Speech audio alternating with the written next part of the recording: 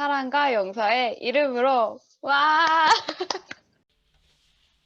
주의 성령이 내게 임하셨으니 이는 가난한 자에게 복음을 전하게 하시려고 내게 기름을 부으시고 나를 보내사 포로된 자에게 자유를 눈먼 자에게 다시 보게 함을 전파하며 눌린 자를 자유롭게 하고 주의 은혜의 해를 전파하게 하려 하심이라 하였더라. 책을 덮어 그 맡은 자에게 주시고 앉으시니 회당에 있는 자들이 다 주목하여 보더라. 이에 예수께서 그들에게 말씀하시되 이 글이 오늘 너희 귀에 응하였느니라 하시니. 아멘. 네, 아멘. 감사합니다. 제가 잠시 기도하겠습니다. 기도하겠습니다. 살아계셔서 우리와 함께 하시는 하나님 아버지 정말 감사합니다. 이 시간, 저에게 귀한 시간에 주님께서 원하시는 상한 마음을 가지고 나와왔습니다. 주님, 저희 마음을 불쌍히 여기시고 이렇게 힘주시기를 간절히 소원합니다. 또 이 시간 나눠지는 모든 말씀에 저의 목소리가 전해지는 것이 아니라 오직 성령의 깨닫게 하심과 성령의 함께 하심과 교통하심만이 충만할 수 있도록 한 사람 한 사람에게 충만할 수 있도록 은혜를 베풀어 주시옵소서. 감사합니다. 예수님의 이름으로 기도했습니다. 아멘. 저희가 요즘 에스겔 큐티를 많이 하고 있죠. 하나님의 철저하신 보호하심 아래 있던 이스라엘이 두 번씩이나 침공을 당한 사건이 일어났습니다. 그리고 포로로 끌려갔죠. 어떤 생각이 이들에게 들었을까요? 유일하신 하나님이라며 다른 신한테 진 거야? 혹은 우리가 믿고 의지하고 제사했던 하나님이 생각보다 약한데? 약간 이런 생각이 들을 수 있을 것 같아요. 하나님의 존재와 그분을 믿고 따를 수 있는지에 대한 의심의 시대, 그들의 마음으로 읽는다면 이 큐티가 동떨어진 이야기가 아니라 하나님보다 코로나가 더 신경 쓰이고 파워풀한 것 같은 이 시대, 내 취향과 편의가 하나님의 말씀보다 우선하는 이 시대를 향하신 하나님의 진심, 하나님의 진리, 소망을 발견하고 묵상하면서 삶의 소망을 삼을 수 있을 것입니다. 제가 생각하는 이 에스겔에 담겨진 하나님의 진리, 진심, 또 소망은 하나님이 가지신 자신의 사랑과 용서입니다. 자기 백성을 향하신 끝없는 사랑과 또 그분의 용서하심인 거죠. 여러분은 어떠신가요? 하나님의 사랑과 용서를 경험해 본 적이 있나요? 말씀입니다. 14장 11절 큐티 하셨던 말씀일 텐데, 이는 이스라엘 족속이 다시는 미혹되어 나를 떠나지 아니하게 하며 다시는 모든 죄로 스스로 더럽히지 아니하게 하여. 그러니까 하나님의 목적, 소망은 다시는 하나님을 떠나지 않게 하고 다시는 모든 죄로 자기를 더럽히지 않게 해서 그들을 하나님의 백성으로 삼고 여호와만이 그들의 유일한 하나님이 되는 것이었습니다. 이 전절을 보면 자기 우상을 마음에 들이고 죄악의 걸림돌을 그대로 두고서 선지자를 찾는 이들에게 우상을 떠나라. 그러지 않으면 너희를 대적하리라 하는 말씀이었던 거죠. 이들이 그 마음을 돌이켜서 변화되는 것이 지금 이스라엘을 깨뜨려서 예루살렘을 함락시킨 하나님의 목적일 것입니다. 그럼 제가 질문을 드릴 게 있습니다. 이스라엘은 하나님의 백성들이죠. 그럼 언제 이스라엘은 하나님의 사랑과 용서를 경험했을까요? 이스라엘은 언제 그 마음에 있는 우상과 죄악의 걸림돌들을 없앨 수 있었을까요? 근데 여러분 표정을 보니까 대답해 줄 것 같지 않네요. 넘어가겠습니다. 포로기가 지나고 예루살렘 성전과 성벽이 완공되었을 때 이들은 그 마음의 우상과 죄악의 걸림돌들을 내려놓을 수 있었을까요? 아니면 그 다음에 독립운동을 하고 하스모니안이라는 새로운 왕조를 일으켰을 때, 아니면 율법과 전통을 철저하게 준수하고 지켰던 바리새파 사람들을 통해서 이루어졌을까요? 여러분 어떠신가요? 여러분 마음의 우상과 죄악의 걸림돌을 제거하고 하나님의 사랑과 용서를 체험하셨습니까? 이것이 오늘 말씀의 주된 키포인트가 되겠습니다. 바로 오늘 본문에서 하나님께서 계속 말씀해 오셨던, 그리고 의도해 오셨던 하나님의 사랑과 용서가 선포되는 장면이기 때문이죠. 마가복음에서는 이거를 조금 더 간결하게 얘기합니다. 우리가 알다시피 예수님께서 세례를 받으시고 자라나신 곳으로 가셔서 이사야 말씀을 통해서 자기를 향하신 하나님의 부르심을 선포하는 것, 이 일로 예수님의 사역, 그 하나님의 사랑과 용서를 이루시는 일이 시작되어 갑니다. 하나님의 사랑과 용서를 선포하시고 이뤄가신 예수님의 부르심과 그 삶을 통해서 우리는 어떻게 하나님의 사랑과 용서를 체험할 것이며 이것을 간직하고 살 뿐 아니라 선포해서 그리스도를 따르는 진짜 그리스도인으로 지금 이 시대를 살아갈 수 있을 것인지 함께 알아가 봅시다. 하나님의 사랑과 용서를 체험하는 첫 번째 키포인트는 우리가 많이 알고 있는 영혼의 호흡입니다. 누가복음 3장에 보면 백성이 다 세례를 받을새 예수님도 세례를 받으시고 기도하실 때 하늘이 열리며 라고 했습니다. 예수님께서 복음을 선포하시기 전에 먼저 세례를 받으시는 것이죠. 이 요한의 세례는 이전과 같이 그냥 정화, 깨끗하게 하는 것만을 의미하지는 않았습니다. 요한의 세례는 회개를 동반합니다. 예수님께서 세례를 받으심으로 그를 따르는 사람들이 모두 세례를 받아야 할 것을, 그러니까 죄를 씻을 뿐 아니라 죄가 아닌 곳으로 마음과 행동의 변화를 받아야 할 것을 나타내시는 것이죠. 하나님의 사랑과 용서를 체험하고 그것을 선포하는 것의 첫 단계는 죄를 씻는 것입니다. 또 예수님은 그의 부르심을 선포하시면서 생뚱맞고 새로운 말씀을 하시는 게 아닙니다. 바로 이사야의 성경을 인용하는 것이죠. 이미 주어진 말씀으로 그것을 선포하십니다. 죄의 씻음과 함께 성령이 임하셔서 말씀으로 사는 삶이 시작되는 것입니다. 죄를 내시고 말씀으로 성령을 받아서라고 했죠. 죄를 내시고 말씀을 믿음으로 성령을 들이시는 이것이 바로 우리가 알고 있는 CC에서 가르치는 영혼의 호흡입니다. 우리도 하나님의 사랑과 용서를 체험해서 이전과는 다른 새로운 생명을 얻은 삶을 누릴 수 있는 것이죠. 예수님은 여기서 더 나가십니다. 이 복음을 말로 선포하고 자기가 받은 이 복음의 말씀이 자신의 일생이 됩니다. 이것을 요즘에 어떤 말로 표현하냐면 컬링이라고 표현합니다. 부르심을 받는 거죠. 죄를 내시고 말씀을 받는 이 영혼의 호흡은 반드시 하나님의 부르심을 동반합니다. 예수님은 그냥 복음을 선포한 게 아니라 자기 부르심을 이사야 말씀을 통해서 선포하시는 거예요. 제가 첫 단기 선교를 2014년도에 갔었는데 동아시아를 가야 했어요. 네, 간사님 가자 그랬는데 제가 가기 싫었거든요. 왜냐하면 너무 비싸가지고. 가기 싫어서 하나님한테 만약 나를 보내시려면 성경 말씀으로 알려주세요라고 기도하고 안 알려주실 줄 알았어요. 그런데 이사야 6장 말씀을 통해서 하나님이 그러시는 거예요. 누가 나를 위하여 저들에게 갈까 할 때 이사야가 내가 여기 있나이다 나를 보내소서 하거든요. 그 말씀이 저를 보내시는 하나님의 말씀인 것 같은 거죠. 그래서 그 말씀에 순종함으로 따르게 되었습니다. 부르심이죠. 간사를 도전할 때도 나훔 1장의 말씀을 가지고 부르심을 받았습니다. 이렇게 성경 말씀으로 부르심을 받는 것은 굉장히 보편적입니다. 모든 그리스도인들은 부르심을 받습니다. 5월쯤 되면 이제 간사님들로부터 연락이 한 통씩 오죠. 너무 스폰가요? 죄송합니다. 우리 누가 있을까? 보고 있는 분들 중에 혜인 순장님 혹시 대표해보지 않을래? 약간 이렇게 말하는 거죠. 죄송합니다. 그냥 보이길래 해봤어요. 콜링이라고 표현하는 거죠. 이걸 부르심이라고 할 수 있을까요? 잘 모르겠어요. 동아리 회장이라고 생각하면 부르심이라고 할 것 같지는 않은데 왜 부르심이라고 표현하는 걸까요?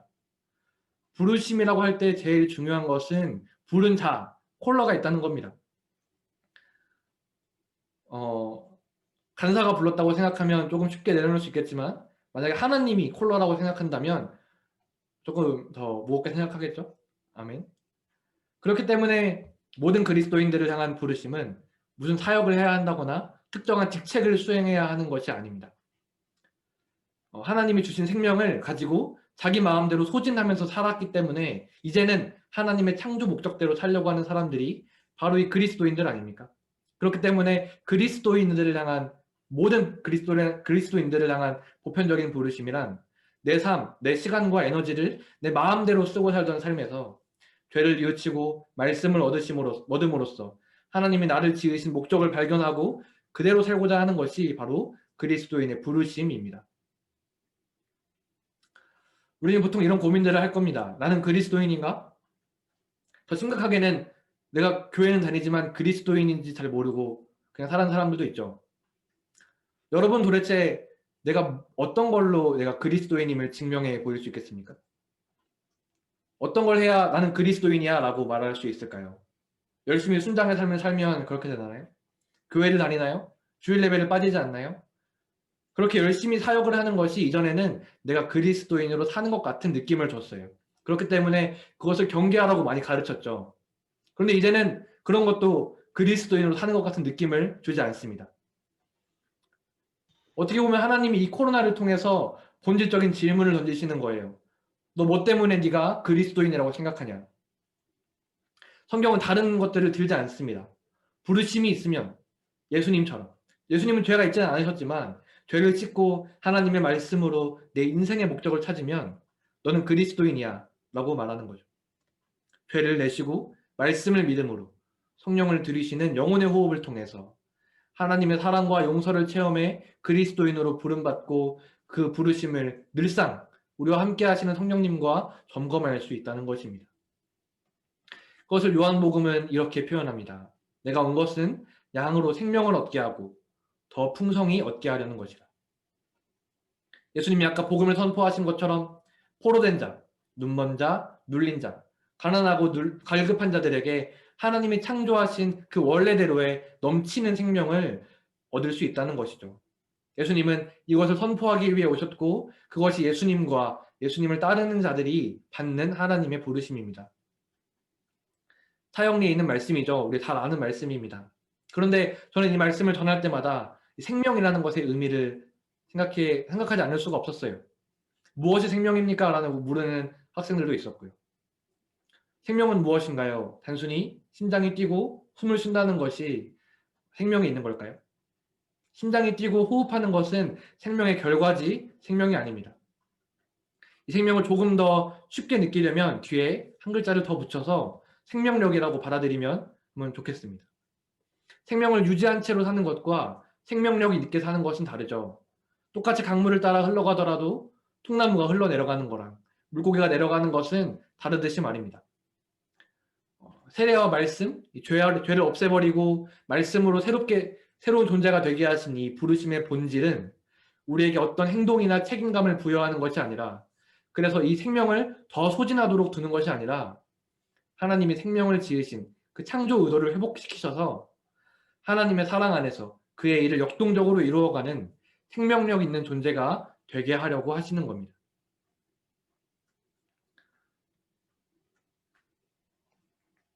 두 번째는 예수님이 사셨던 삶에 그 생명력 있는 삶을 어떻게 시작하셨는지에 대한 겁니다. 세상을 따르지 않고 기존 바리새파나 제사장들의 전통을 답습하지 않고 하나님의 말씀에 따라 부르심에 따라 살아내신 예수님은 그 생명력 있는 삶을 어떻게 시작할 수 있었을까요? 그것에 대해 오늘 본문은 주의 성령이 내게 임하셨으니 라고 말합니다. 그리스도인의 시작, 그리스도인으로 살 수 있는 비결은 주의 성령입니다. 주님의 일생은 그 자신이 보기에 좋은 대로, 자기 해석대로, 가치관대로 산 것이 아니라 성령이 이끄시는 대로 사셨습니다. 저의 최근의 이야기들을 해보려고 합니다. 저는 금식 수련회를 지나서 지금까지 오기까지 사실 부르심에 대해서 고민해 봤습니다. 나에게 무슨 부르심이 있는지, 내가 간사로서 뭘 할 수 있는지. 어린 시절부터 생각해 보면 저는 되게 대충 사는 걸 좋아했어요. 학생 때도 제 성적에 대한 만족도는 항상 극상이었습니다. 왜냐면 저는 기대치가 낮았거든요. 되게 제 삶에 그렇게 큰 기대치를 두지 않았어요. 효율을 따지기 때문에 최소 비용으로 최대 이익을 누리기 위해서 최대 이익을 낮췄습니다. 근데 저희 요즘 이제 이번 학기를 마친 항공대 저희 순장들을 보니까 A 옆에 플러스가 없다고 아쉬워하더라고요. 그래서 저는 깜짝 놀랐습니다. 이들을 보면서 배울 점이 있구나 해서 감사했습니다. 대충 아무데나 들어가서 자격증 따서 대충 재밌게 하고 싶은 게 제 인생의 목표였어요. 그런데 그중에 CCC가 들어오면서 그럴 수 없는 부분이 생겼죠. 영혼을 생각할 때는 항상 진중해야 했고 순모임을 하거나 기도를 하거나 전도를 해야 할 때 어떻게 그것들을 대충 할 수가 있겠습니까? 항상 최대의 비용을 들이면 최소의 이익을 보장받지 못하는 순장의 삶. 근데 그 최소 한 명의 영혼이 변화되어서 그의 기도 제목이 바뀌고 대학생활 내에서 그 삶에 하나님의 파이가 커지는 그 변화들을 보는 것이 저의 가장 큰 가치였고 값이었고 또 아주 의미 있는 시간이었죠. 그래서 간사를 지원한 거고요. 그런데 간사를 하면서 보니까 내가 간사로서의 능력이 충분한가라는 의심이 드는 거예요. 다른 사람들에게 잘 다가가고 그 마음을 알아주려는 능력이나 노력이 있는가? 이 시대에서 내가 그것들을 어떻게 개발하거나 또는 시도할 수 있을까? 그러니까 이제 더 옛날에 관습이 나오는 거죠. 대충 하고 싶은 것 하면서 살고 싶어지는 겁니다. 보여지는 관계만 좋게 해보면, 최소의 비용으로 포장을 좀 좋게 해보면 괜찮지 않을까? 좋은 모습이 나오지 않을까? 근데 그게 옳은 걸까? 나는 이거를 계속 할 수 있을까? 생각이 드는 겁니다. 근데 이번에 랜선 단선을 하면서 단계 선교를 하면서 하나님께서 그 마음을 낮춰주셨습니다. 제가 맡은 교토팀뿐만 아니라 곳곳에서 하나님이 하시는 일들과 영혼들이 깨닫고 변화하고 하나님을 즐거워하는 그 기쁨들이 제게 전해지니까요. 나 자신에게 집중되어 있었던, 그래서 내가 매몰되었던 그 시점을 돌릴 수 있게 되는 것이죠. 하나님께로 돌린 것입니다.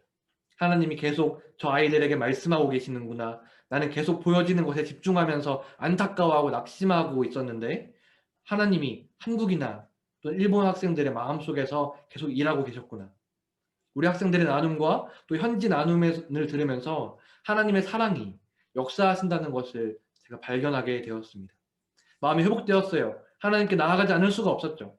하나님께서 맡기신 양들보다 나 자신에게 집중했던 것들이 죄라고 고백해야 했고 또 이것을 알게 해주시고 다시 한번 일어날 힘을 주시는 하나님께 감사를 드렸을 때 하나님께서 다시 저의 간사로서의 부르심을 점검하게 해주셨습니다. 이렇게 말씀하시는 것 같은 거예요. 맞아, 너 지금 아무것도 할 수 없지. 능력도 부족하고 열정도 사실은 좀 부족해. 그런데 이 삶은 능력이나 열정으로 사는 삶이 아니야. 주의 성령이 너에게 임하였으니 살 수 있는 삶이야. 골로새서는 이렇게 말합니다. 그리스도의 평강이 너희 마음을 주장하게 하라. 이 시대 많은 것들이 우리 마음을 지배합니다. 내 무능력함이 그렇습니다. 대충 살고 싶어하는 생활의 관성이 그렇습니다. 죄악의 옛 습관들이 우리를 괴롭히고 그럴 때마다 사탄은 우리를 고발하고 정죄해서 무너뜨리려고 합니다. 하지만 바울은 그리스도의 평강이 너희 마음을 주장하도록 인시스트하도록 그것들에게서 빼앗아서 드리라고 말하고 있습니다. 아니 하나님, 보여지는 연약함이 분명한데 저의 죄악이 분명한데 어떻게 그렇게 내가 주장할 수 있나요? 성경은 말합니다. 주의 성령이 너에게 임하였으니 이 말씀을 믿는 믿음 위에 우리의 삶을 쌓아가야 하는 거예요. 하나님이 우리에게 주시는 소망을 비전을 이 성령 위에 건축해 가야 합니다. 우리가 늘 하나님의 말씀이 우리의 반석이라고 찬양하는 것처럼 사실 간사훈련을 받을 때 이런 교육 이런 것을 말씀하십니다. 간사가 될 때는 너 그렇게 부르심이라고 눈물을 흘리면서 도전해 놓고 간사를 이제 그만해야 하겠다는 생각이 들면 너무 쉽게 간사를 떠나지 마라. 기도해봐라. 너의 부르심을 찾아라. 그렇게 말씀하거든요. 마찬가지입니다. 직장이나 직업을 찾을 때, 진로를 결정할 때, 공부를 해야 할 때, 게임을 할 때, 운동을 할 때 주의 성령이 내게 임하셨나니에서 시작하는 거예요.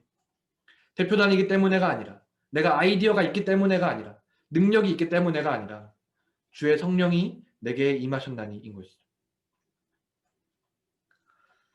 세 번째는 이렇게 성령이 임하셔서 할 수 있는 결과입니다. 하나님의 사랑과 용서를 선포하시는 게 예수님의 부르심이라고 했습니다. 그러면 우리는 어떻게 하나님의 사랑과 용서를 경험할 수 있을까요? 그래서 어떻게 예수님처럼 이것을 선포하는 삶을 살아낼 수 있을까요?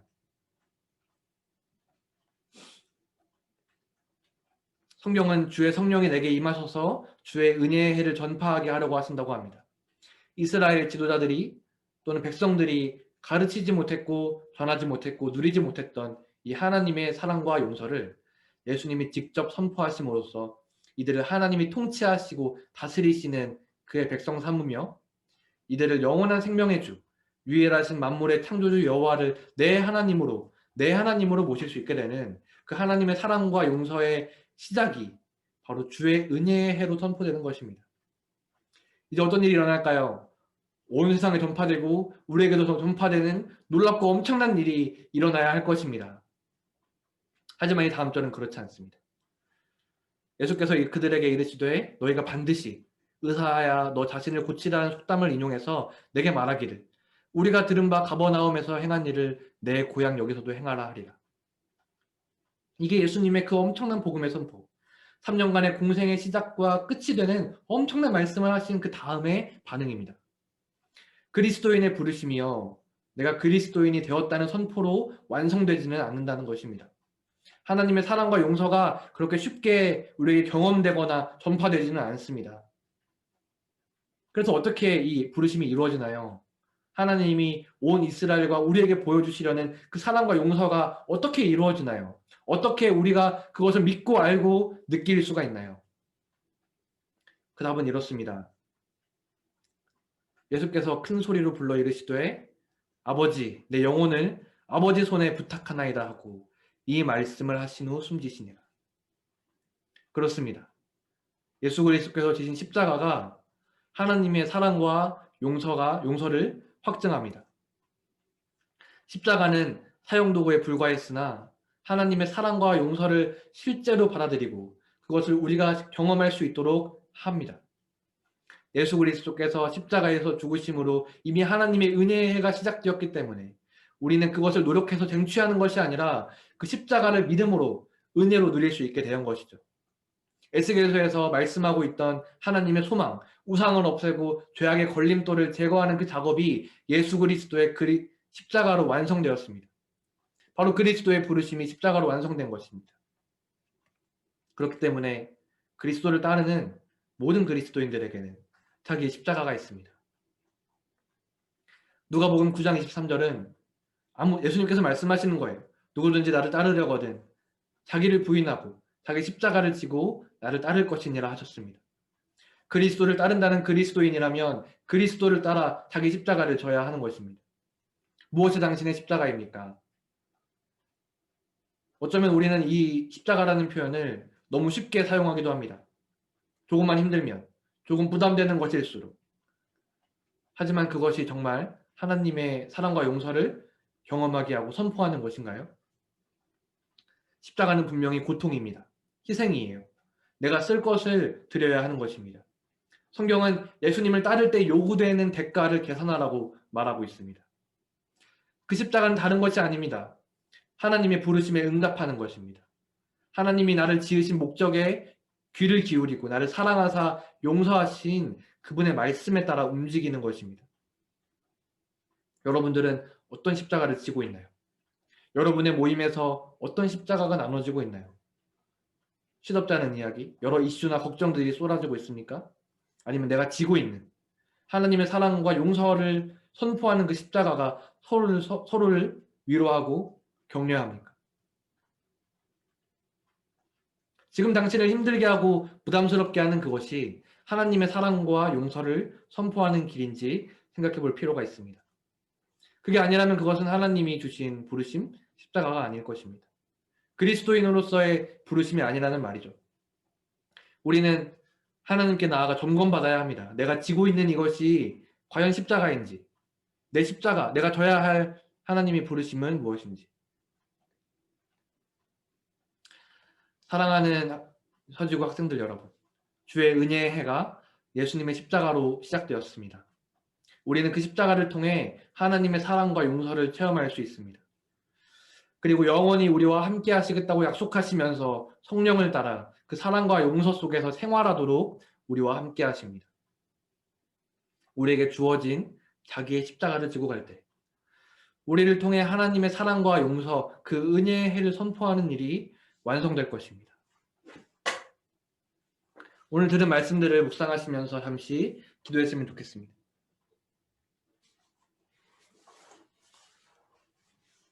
첫 번째는 성령을 구하는 기도를 합시다.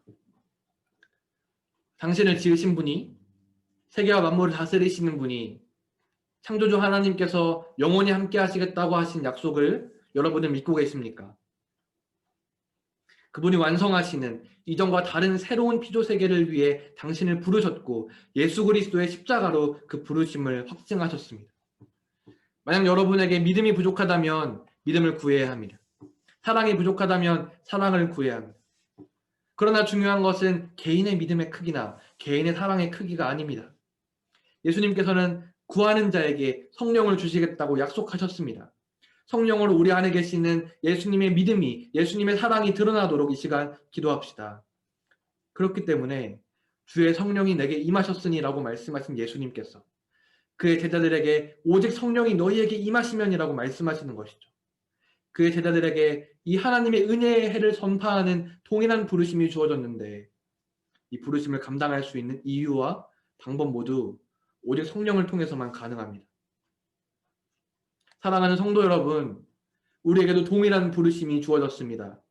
오직 성령이 너희에게 임하시면이라고 말씀하십니다. 성령을 통해 부르심과 십자가를 감당하는 주의 제자로 살아갈 수 있도록, 방학과 캠퍼스 생활을 살아낼 수 있도록 함께 기도합시다. 주님, 우리가 주님 앞에 섰습니다. 우리 성령을 부어주시옵소서. 성령을 부어주시옵소서.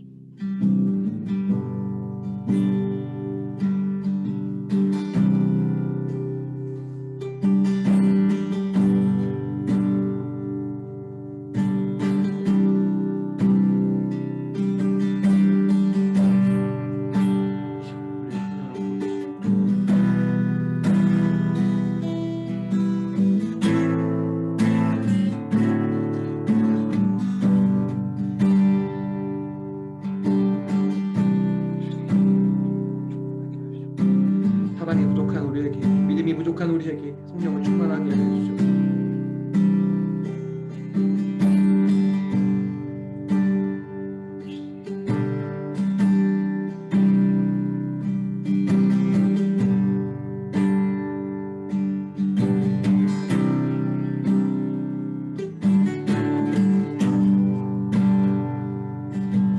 예수님의 사랑이 우리를 통하여 드러나도록 하여 주시옵소서. 성령을 충만히 하셔서 우리의 부르심을 감당하게 하소서. 우리의 십자가를 감당해내게 하여 주시옵소서.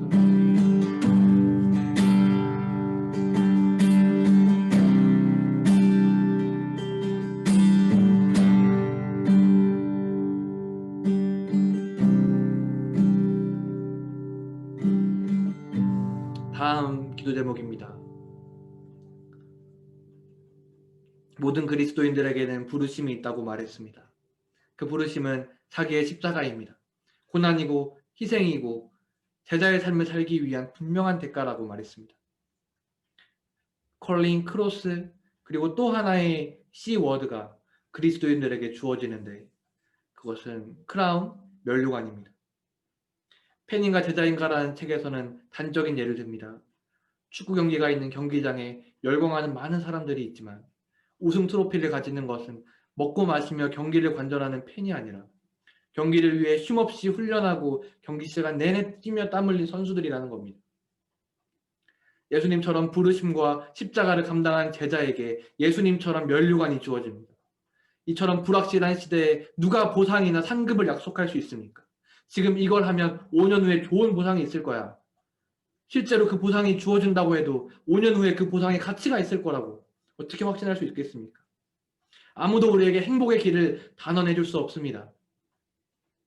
열심히 공부하면 좋은 곳에 취직하고 잘 취직하면 좋은 결혼을 할 수 있고 결혼을 하면 좋은 인생을 살 수 있다고 믿으십니까?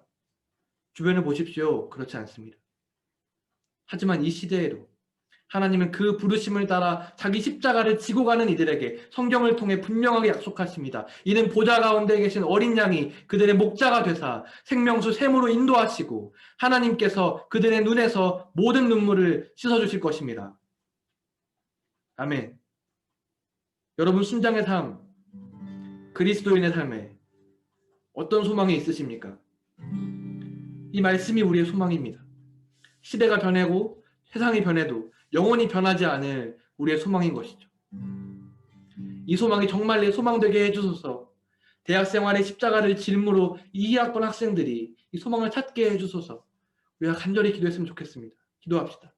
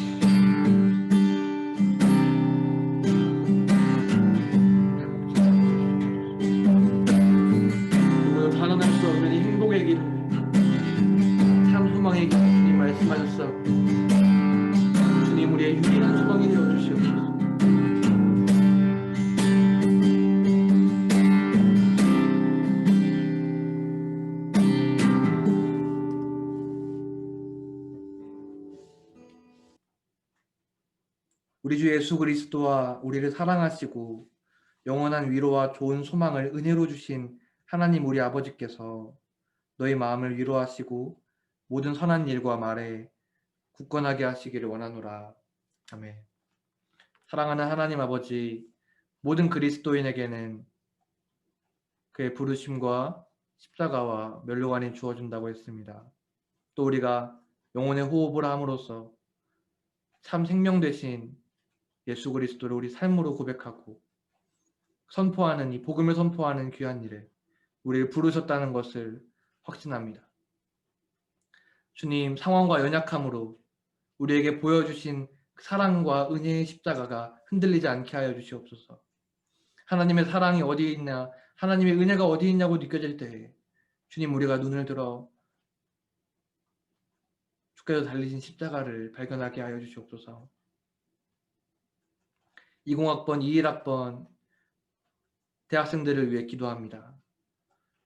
주님, 우리가 그들에게 유일한 소망 되신 예수 그리스도를 선포하게 하시고 그들 또한 인생의 유일한 소망이 예수 그리스도심을 알게 하여 주시옵소서.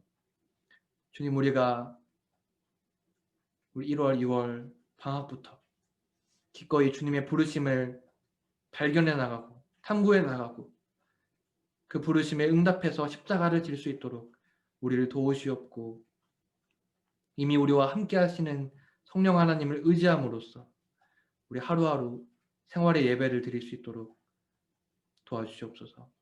감사합니다. 이 모든 것을 우리를 우리보다 더 사랑하시는 예수 그리스도의 이름으로 기도했습니다. 아멘.